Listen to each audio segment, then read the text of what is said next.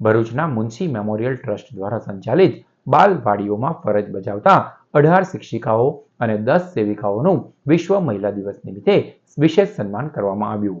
ભરૂચના Munshi memorial trust દ્વારા સંચાલિત 10 બાલવાડીઓમાં સતત 15 વર્ષથી વધુ સમયથી બાળકોને પાયાનું શિક્ષણ આપનાર કર્તવ્યપરાયણ 18 શિક્ષિકા અને 10 સેવિકા બહેનોને સન્માનિત કરી આંતરરાષ્ટ્રીય મહિલા દિવસની ઉજવણી કરવામાં આવી હતી.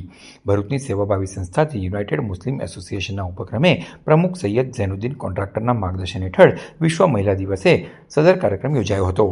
આ પ્રસંગે સ્ટેટ બેંક ઓફ ઇન્ડિયાના રિજનલ મેનેજર રવિશકુમાર સિન્હા, એસબીઆઈ ભરૂચના બ્રાન્ચ મેનેજર દિનેશસિંહ સિસોદિયા અને સીએ તસ્નીમ કવિવાલા ઉપસ્થિત રહ્યા હતા. આમંત્રિતોના હસ્તે શિક્ષિકાઓને અને સેવિકાઓ બહેનોનું સન્માન કરવામાં આવ્યું.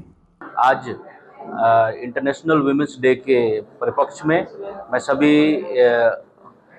माता बहनों और भरूच जिले के हैं उनका हार्दिक सम्मान करता हूं.